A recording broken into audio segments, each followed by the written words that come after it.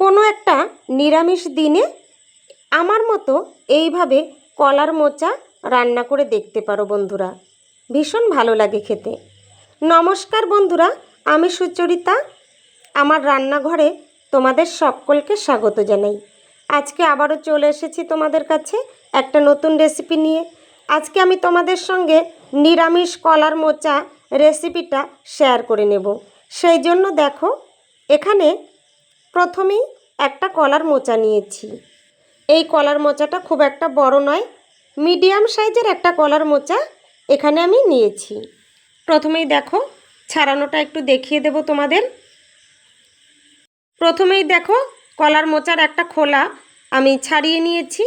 এই মোচার যে ফুল আছে এর মধ্যে থেকে প্রথমেই সাদা শক্ত অংশটা বাদ দিয়ে দিলাম। আর একটা দেখো, কাঠির মতো শক্ত একটা অংশ আছে, এটাও বাদ দিয়ে দিলাম। এইভাবে আমি সবগুলো বেছে নেব। প্রত্যেক দিনের মতো আজকে আবারও একটু তোমাদের মনে করিয়ে দিই, তোমরা যে সমস্ত বন্ধুরা আমার এই ভিডিওটা দেখছো অথচ একটা লাইক দিতে ভুলে গেছো, তোমাদের কাছে অনুরোধ রইল, প্লিজ একটা লাইক দিয়ে ভিডিওটা কন্টিনিউ করো তোমরা। এখানে দেখো তোমরা আমি কিভাবে মোচাটা ছাড়িয়ে নিচ্ছি। এইভাবে সবগুলো আমি এখানে ছাড়িয়ে পরিষ্কার করে নেব। দেখো এখানে সবগুলো ছাড়িয়ে নিয়েছি, তোমাদের একটু দেখিয়ে দিলাম। এবার এগুলো কুচি করে নেব, খুব ছোট ছোট করে কুচি করে নিয়েছি। আর জলের ভেতর দিয়েছি, এতে কালো হবে না। এই জলের মধ্যে একটু লবণ আর একটু হলুদ গুঁড়ো দিয়ে দিলাম। লবণ আর হলুদ গুঁড়োটা ভালোভাবে মিশিয়ে নেব হাত দিয়ে। এখানে দেখো মিশিয়ে নিয়েছি। এদিকে গ্যাস ওভেন অন করে নিলাম। এই গ্যাস ওভেনেই আমি একটু সেদ্ধ করে নেব এই কেটে রাখা কলার মোচা। এটা সেদ্ধ হতে থাক, এদিকে একটা মশলা রেডি করে নেব। একটা বাটিতে হাফ চা চামচের মতো গোটা জিরে নিয়েছি, ছোট ছোট 4 টুকরো আদা নিয়েছি, আর 5-6টা কাঁচা লঙ্কা নিয়েছি। লঙ্কার পরিমাণটা তোমরা তোমাদের পছন্দ মতো নেবে। ওই গোটা মশলাটা এখানে বেটে নিয়েছি। আবার চলে এসেছি গ্যাস ওভেনের কাছে। এখানে দেখো এই কলার মোচা আমি সেদ্ধ করে নিয়েছি। এবার এটা জল ঝরিয়ে নামিয়ে নেব। সেই জন্য একটা ছাঁকনি নিয়েছি।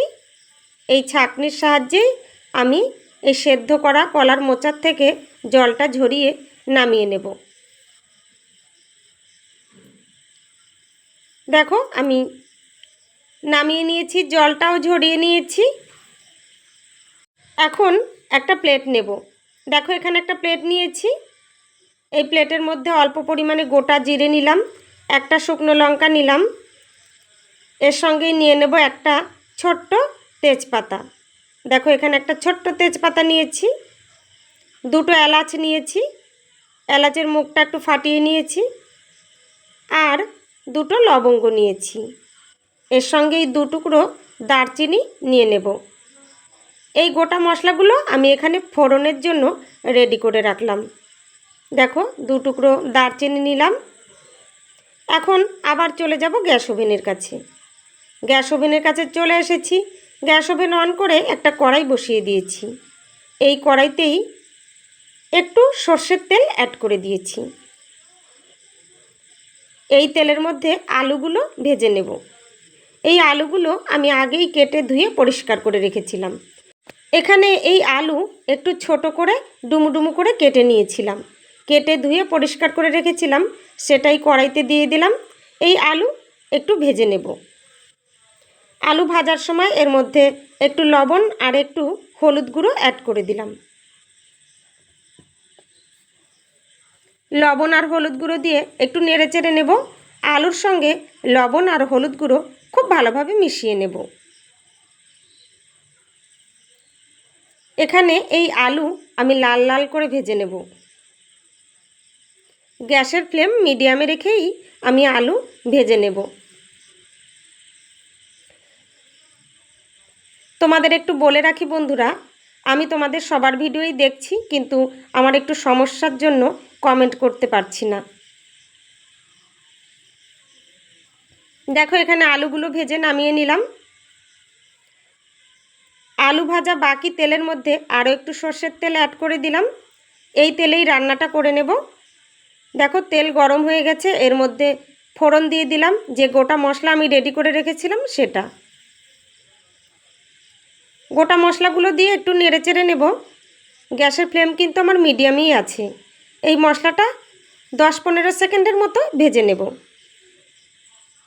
এই ফোড়নের থেকে হালকা একটা মিষ্টি গন্ধ ছেড়ে দেবে, তখন বুঝতে হবে ফোড়নটা ভাজা হয়ে গেছে। ফোড়নটা হালকা একটু ভেজে নিয়ে এর মধ্যেই বাটা মশলা অ্যাড করে দিলাম। যে জিরে, আদা আর কাঁচা লঙ্কাটা বেটে রেখেছিলাম সেটা অ্যাড করে দিয়েছি। বাটা মশলা দিয়ে একটু নেড়েচেড়ে নিলাম। এই বাটা মশলার কাঁচা গন্ধটা যতক্ষণ না চলে যাচ্ছে ততক্ষণ রান্না করে নেব। অবশ্যই গ্যাসের ফ্লেম মিডিয়ামে রেখে আমি রান্নাটা করে নিচ্ছি। তোমরাও গ্যাসের ফ্লেম মিডিয়ামেই রাখবে। বাটা মশলার কাঁচা গন্ধটা চলে গেছে। এখন আমি এর মধ্যে একটু জল অ্যাড করে দিয়েছি। এবার এর মধ্যে 1/2 চা চামচ ধনিয়া গুঁড়ো অ্যাড করে দিলাম, আর দিয়ে দিলাম 1/2 চা চামচ কাশ্মীরি লাল লঙ্কার গুঁড়ো। এটা একটা সুন্দর কালারের জন্য ব্যবহার করেছি। আর দিয়ে দিলাম 1/2 চা চামচ হলুদ গুঁড়ো। এখন একটু নেড়েচেড়ে নেব। গুঁড়ো মশলাটা খুব ভালোভাবে মিশিয়ে নেব। গুঁড়ো মশলা দেওয়ার আগে এইভাবে একটু জল দিয়ে নিলে গুঁড়ো মশলাটা জ্বলে যাবার সম্ভাবনা থাকে না, আর কষানোটাও খুব ভালোভাবে হয়। এখানে আমি বেশ কিছু সময় নিয়ে মশলাটা কষিয়ে নিয়েছি। এই সময় এর মধ্যে স্বাদ মতো লবণ অ্যাড করে দিলাম। গ্যাসের ফ্লেম মিডিয়ামে রেখে মশলাটা ততক্ষণ কষিয়ে নেব যতক্ষণ না এই মশলার থেকে তেল ছেড়ে দিচ্ছে।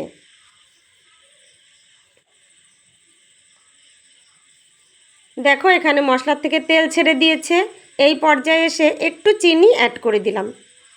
সামান্য একটু চিনি দিয়েছি। এই রান্নায় একটু চিনি অ্যাড করে দিলে স্বাদের ব্যালেন্সটা ঠিকমতো আসে, তবে তোমাদের পছন্দ না হলে দেওয়ার দরকার নেই। চিনি দিয়ে একটু নেড়েচেড়ে নিলাম। মশলাটা আমি এখানে খুব ভালোভাবে কষিয়ে নিয়েছি।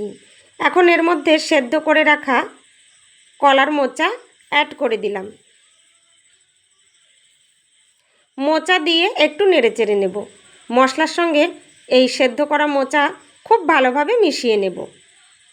আমার এই রেসিপিটা যদি তোমাদের ভালো লাগে বন্ধুরা, তাহলে একটা লাইক দিয়ে ভিডিওটা শেষ পর্যন্ত দেখো। তোমরা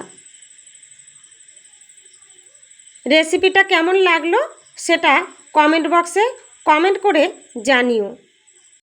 এখানে গ্যাসের ফ্লেম মিডিয়ামে রেখে এই মোচা মশলার সঙ্গে 5-6 মিনিটের মতো কষিয়ে নেব। আমার এই রেসিপিটা যদি তোমাদের খুব ভালো লাগে বন্ধুরা, তাহলে অবশ্যই তোমাদের বন্ধুদের সঙ্গে এই ভিডিওটা একটু শেয়ার করে দিও। দেখো এখানে গ্যাসের ফ্লেম মিডিয়ামে রেখে মশলার সঙ্গে মোচা আমি 5-6 মিনিটের মতো কষিয়ে নিয়েছি। মোচার থেকে তেল ছেড়ে দিয়েছে। এতে বুঝতে হবে মোচাটা পারফেক্টভাবে কষানো হয়ে গেছে। এখন এর মধ্যে আমি ভেজে রাখা আলুগুলো অ্যাড করে দিলাম।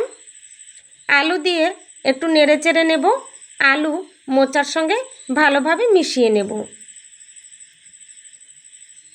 এখন এই সব কিছু একসঙ্গে আমি খুব ভালোভাবে কষিয়ে নেব। গ্যাসের ফ্লেম মিডিয়ামে আছে, ঢাকনা দিয়ে ঢেকে দিলাম। 5-6 মিনিটের মতো কষিয়ে নিয়েছি সব কিছু একসঙ্গে। 5-6 মিনিট পর ঢাকনা তুলে একটু নেড়েচেড়ে দেব।